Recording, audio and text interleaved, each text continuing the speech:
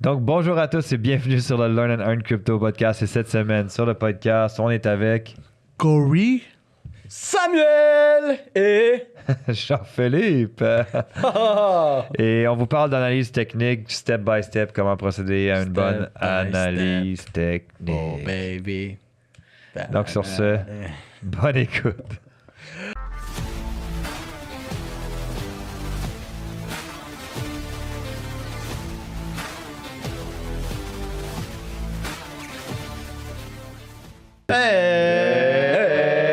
Yes! Comme vous savez déjà, je ne suis pas un conseiller financier. Tout ce qu'on va voir ensemble aujourd'hui ne peut pas véhiculer comme un conseil financier. Vous devez faire vos propres recherches, analyses et décisions. L'investissement, le trading, c'est risqué. Risque, ça veut dire pas ça, mais c'est pas ça de perdre, voir grande perte. Donc, toujours utiliser de l'argent que vous pouvez vous permettre de perdre. Bla bla bla. C'est bon. Bye. C'était C'était nice, c'était vraiment nice. très rapide. Ouais. Efficace. 50 Satoshi. C'est ça. Ah ouais, Sam, on parle de quoi aujourd'hui? Aujourd'hui, on parle d'analyse technique et souvent, on est beaucoup dans une énergie de mastermind, ce que je pense qui est génial et qui amène beaucoup de valeur. Mais aujourd'hui, on va parler d'analyse technique, mais un petit peu plus côté éducationnel, un peu plus structuré pour aider peut-être des gens qui nous suivent, qui nous écoutent, qui ont peut-être pas encore beaucoup d'expérience, qui sont peut-être pas dans la communauté, dans l'académie, etc., à un peu mieux comprendre l'analyse technique et ses différentes étapes et philosophie même derrière, parce que c'est une philosophie, la façon que quelqu'un voit le marché. Et j'aimerais commencer par te passer la parole, Gory. Je sais que c'est un sujet qui te passionne beaucoup. Donc, je vais commencer par te poser la question. Toi, c'est quoi ta vision de l'analyse technique et c'est quoi les peut-être petites premières étapes que tu fais, que tu pourrais partager avec les gens qui peuvent les aider pour pas se faire piéger et pour peut-être comprendre un peu mieux le marché? Ouais, ma philosophie a beaucoup évolué par rapport au marché. Et une de mes nouvelles philosophies par rapport au trading, l'analyse technique, c'est je m'en fous de gagner, je m'en fous de perdre, je veux juste faire de l'argent. Ça, c'est ma phrase préférée. Je m'en fous de gagner, je m'en fous de perdre, je veux juste faire de l'argent. Pour pouvoir faire de l'argent,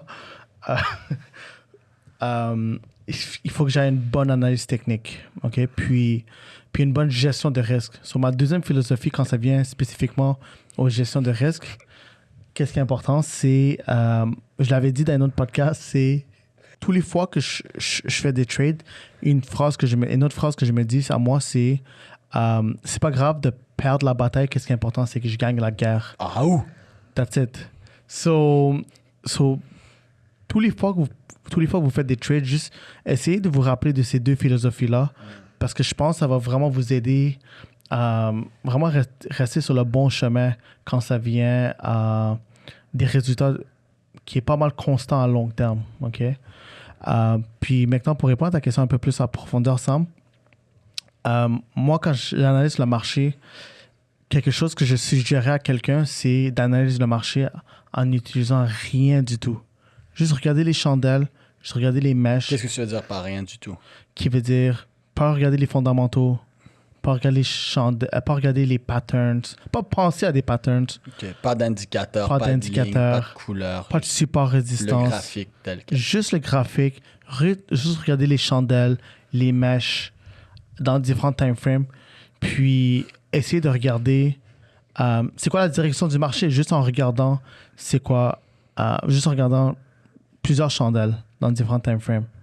C'est ça qui serait la première étape, à mon avis. Je pourrais aller un peu plus en détail, mais je peux vous redonner la parole. Ben, en fait, ce qui est intéressant par rapport à ton point, c'est que je me souviens quand tu faisais des jeux sur Instagram, puis tu disais, OK, est-ce que le prix va aller vers le haut ou va aller vers le bas? Donc, Sur qu'est-ce qui Facebook. devient Mais qu'est-ce qui devient intéressant à ce niveau-là? C'est que si on part du principe où ce que tu dis, juste analyser le marché et avoir un biais directionnel sans avoir d'indicateur, juste de pouvoir couper son graphique et en mode backtesting, Mhm. Et juste à partir de là, tu regardes, tu dis est-ce que le marché va aller vers le haut ou aller vers le bas, puis tu presses play. Et juste de voir si majoritairement du temps tu as raison. Et si majoritairement du temps tu as raison, tu as demandé qu'est-ce qui fait en sorte que tu as eu raison. Et si majoritairement du temps tu n'as pas raison, tu as demandé pourquoi est-ce que majoritairement du temps tu n'as pas raison. Et juste de te poser ces questions-là, ben juste de le faire de cette façon-là et de te poser ces questions-là, ça va t'amener justement à potentiellement mieux comprendre le price action, comme tu dis. Et, L'action du et prix. même avant l'analyse technique, moi je dis tout le temps, il y a comme 4 types d'analyses que moi je vais faire avant de faire 3 avant de faire l'analyse technique. Mais la première qui est le plus important, c'est que si tu procèdes à l'analyse technique pour rentrer dans le marché puis que tu es purement émotionnel, c'est pas bon.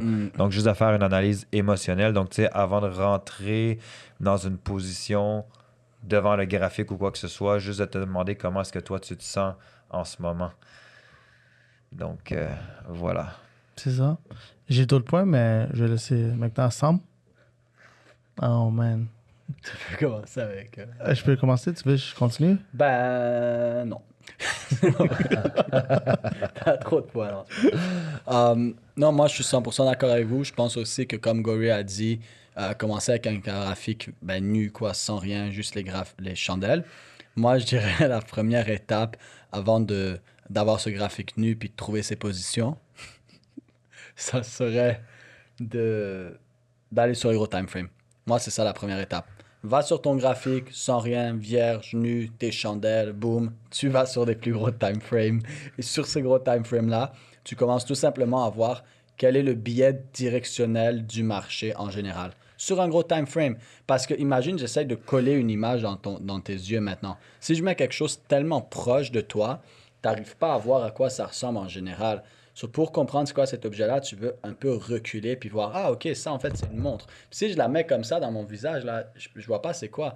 Prendre un peu de recul pour, ah ça c'est une montre, elle est grise, etc. Ok, cool. Aller chercher cette grande image du marché. Est-ce qu'il est en tendance haussière, baissière, à quoi il ressemble en général. Donc je dirais la première étape que moi je fais, c'est vraiment aller sur ces gros time frames, voir sa direction en général.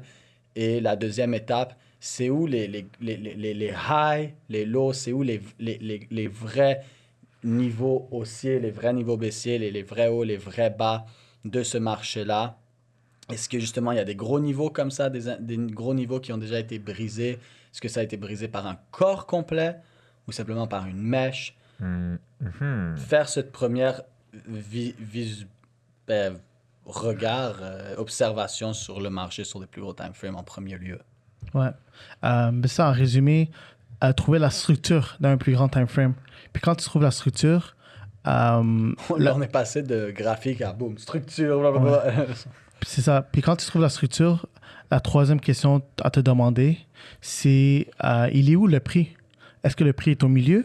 Est-ce qu'il est en bas? Est-ce qu'il est en haut? S'il est en haut, c'est la zone de distribution. C'est quoi une structure? Une structure, c'est qu'est-ce que tu as dit tantôt, c'est quand tu trouves le haut et le bas d'un mouvement. Le haut et le bas majeur qui déterminent, OK, je suis dans une tendance baissière ici ou je suis dans une tendance haussière, voici mon vrai bas, voici mon vrai haut, vice-versa. Exactement. Puis... Donc, ce qui est à l'intérieur de ça, ensuite, par la suite sur le graphique, c'est la structure à l'intérieur de ça. Oui, il y a différents types de structures. Il y a des structures externes. Mais je ne vais pas aller trop en détail, mais oui, c'est ça, entre autres. Okay. Puis te demander, étape numéro 3, c'est où est le prix? Puis si le prix est au milieu, c'est préférable de ne pas trader quand le prix est au milieu. Mais quand le prix est en haut ou en bas de cette structure, de cette boîte, admettons, il est dans la zone d'accumulation ou dans la zone de distribution. Distribution, ça veut dire en haut, où c'est le territoire des vendeurs, ou accumulation qui est en bas, qui est le territoire des acheteurs. Maintenant, tu es plus en mesure de pouvoir, ensuite, étape numéro 4, valider la zone, puis regarder si c'est une belle zone pour faire un achat ou pas, ou faire une vente ou pas. Ça, c'est extrêmement important, valider la zone. Moi, j'appelle ça confirmer la zone, ça revient à la même chose. Voir la réaction que le prix a dans cette zone-là. Et souvent, l'erreur que les gens font, c'est que comme ils vont mettre des lignes de tendance par résistance, tout ça qui est inutile.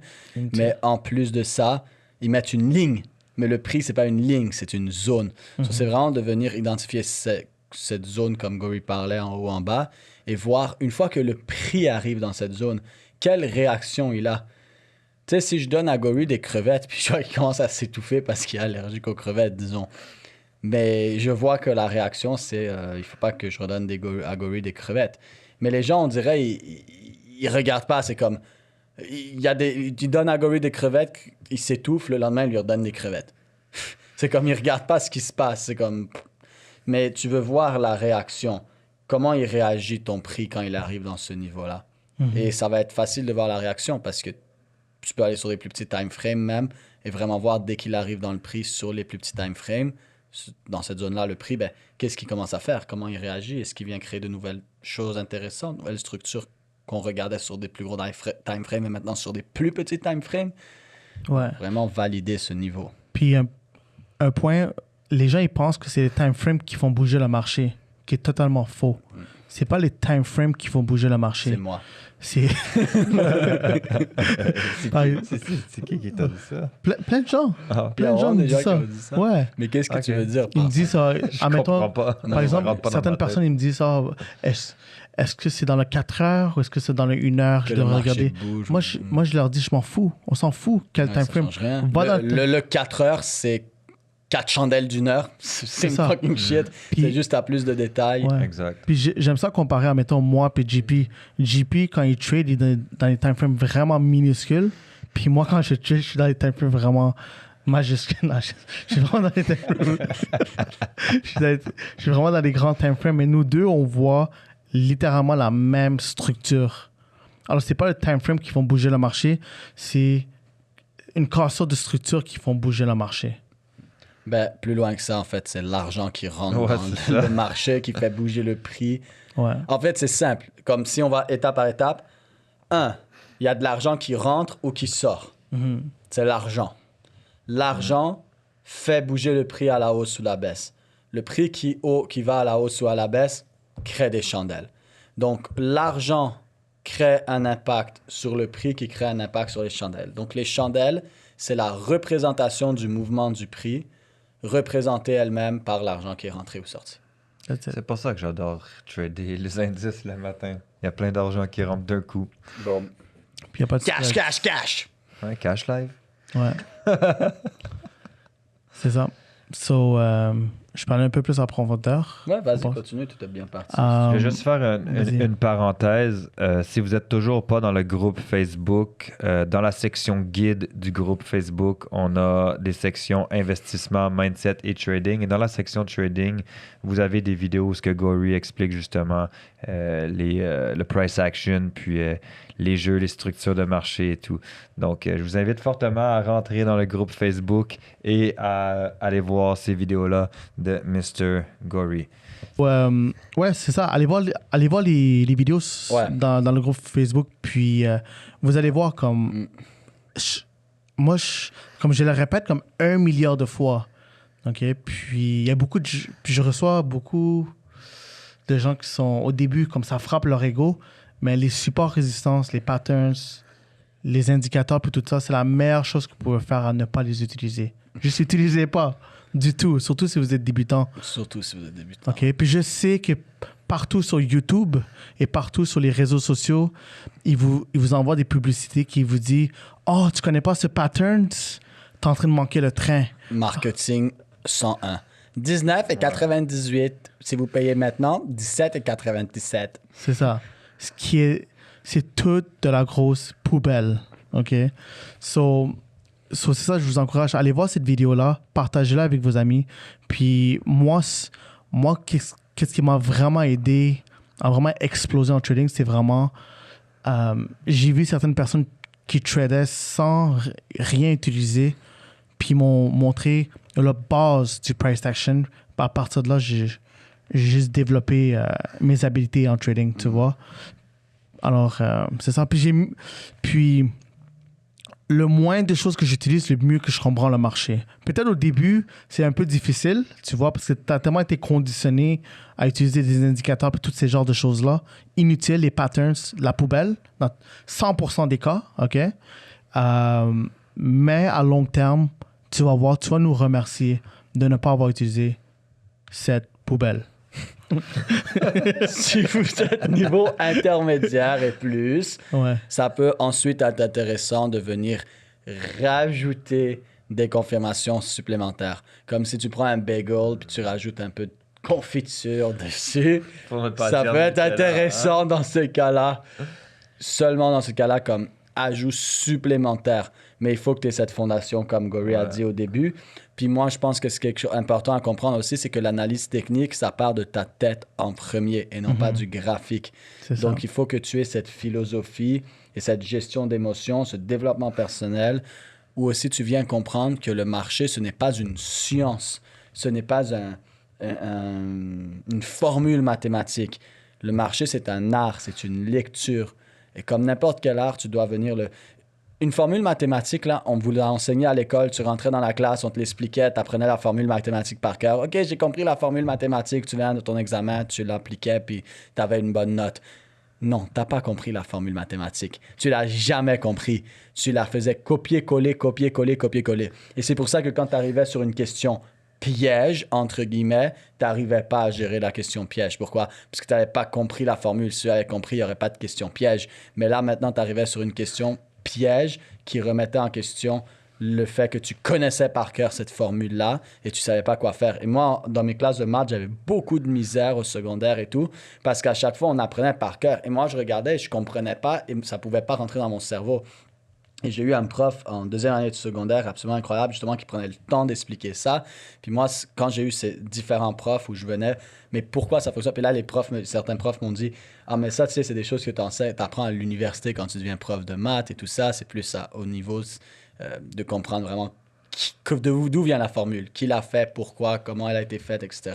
J'étais comme, ouais, mais j'ai besoin de comprendre, sinon ça fait pas de sens. Et souvent, je comprenais pas trop parce que c'est vrai qu'il y a certaines choses qui étaient poussées. Mais quand je comprenais la formule, je la connaissais pas par cœur. Je la comprenais. Je savais comment elle a été faite, genre les ingrédients pour faire le gâteau. Moi, après, j'arrivais à mes examens de maths dans ces cas-là.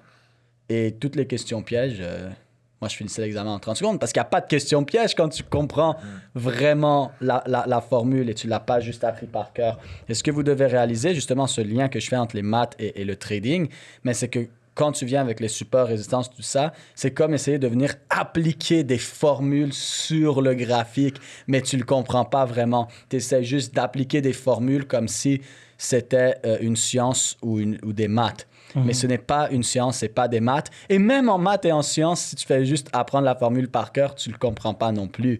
So, ce que tu dois venir faire, c'est réaliser que c'est un art et c'est une lecture, c'est une compétence que tu dois développer et apprendre.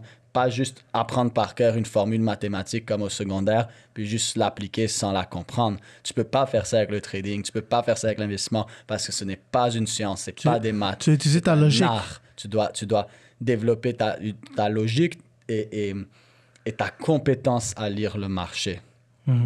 Moi, j'encourage les gens, je n'ai pas envie de toujours de me répéter, mais d'aller voir l'épisode 123 puis 142 où que je parle de price action, puis qu'est-ce que je pense réellement des indicateurs, puis toute cette gang de choses-là, tu vois. Moi, je sais, je le dis plusieurs fois, mais c'est juste parce que je veux vous voir réussir, je veux vous voir gagner. Puis moi, ça m'a vraiment fait chier. Pendant 2 ans, j'apprenais de la merde et après, c'est vraiment vers ma 3e, 4e année que j'ai commencé à vraiment apprendre comment trader comme du monde, puis j'ai réalisé que comme, waouh. Je sais que certains d'entre vous, vous considérez débrouillard. C'est quoi le mot que tu dis? Autodidacte. Ouais, mais ça sert à rien d'être comme ça si vous savez même pas comment différencier et décortiquer entre qu'est-ce qui est de la bonne et la mauvaise information. Il y a plein de gens intelligents qui sont manipulés par les médias. Puis ça, c'est des gens extrêmement intelligents avec des IQ à un autre niveau. Parce qu'on se fait prime. On est dans un environnement où on s'est fait primer depuis qu'on est jeune. Mais là, je vais pas rentrer là-dedans parce qu'on part pour un autre 20 minutes. C'est ça. So, si ça arrive à des gens extrêmement intelligents, ça va vous arriver. C'est pour ça que c'est important d'avoir un mentor. C'est pour ça que c'est important d'avoir des éducateurs, des coachs qui vous encadrent à la place d'aller sur YouTube. Puis tu parles de autodidacte. Mais autodidacte à quoi? Si présentement, tu sais pas c'est quoi une Mazda rouge. Tu sais pas que Mazda, c'est une voiture et tout. Mais c'est pas comme si tu peux aller sur l'ordinateur puis chercher Mazda parce que c'est un concept général. Fait que tu sais pas que Mazda, c'est une voiture rouge. Et je te dis, hey, tu peux aller me chercher une Mazda rouge, s'il te plaît? Mais tu sais littéralement pas que Mazda, c'est une marque d'auto. Mazda, ça pourrait être une marque de compagnie qui font des cannes de sirop d'érable, OK? Ou des cannes de fruits. T'as aucune idée c'est quoi Mazda. Ça pourrait être un animal. Ouais. Tu sais pas, là. Et je te dis, va chercher une Mazda rouge. Mais tu vas chercher longtemps. Il y en a plein de trucs rouges. Tu vas jamais réussir à trouver. Comment tu sais que tu as trouvé une Mazda rouge? Et c'est ça qui se passe. Tu peux être autodidacte et tu dis, oui, mais je pourrais aller Google Mazda et tu vois que c'est une voiture. Sauf que comme on a dit, le trading et l'investissement, c'est pas une science. C'est un art. Tu peux pas juste aller... comment bien peinturer? Peut-être tu vas avoir quelques stratégies, mais est-ce que c'est vraiment ce qu'il faut? Donc tout ça pour dire, oui, autodidacte, c'est bien. Mais comment est-ce que tu vas trouver et filtrer l'information que tu cherches si tu sais pas ce que tu cherches? Ouais. Si tu sais pas ce qui est vrai ou pas, est bon ou pas. Puis même si tu as des résultats, ça veut rien dire. Ça veut rien dire parce que je connais plein de mauvais traders. Excuse-moi, je connais plein de mauvais traders qui gagnent 2-3 trades sur 10 qui sont massivement en profit, tu vois. Mais ça veut pas quand même dire que tu comprends tu comprends le marché. Puis à long terme, ben, ça peut prendre 6 mois, ça peut prendre 1 an, 2 ans.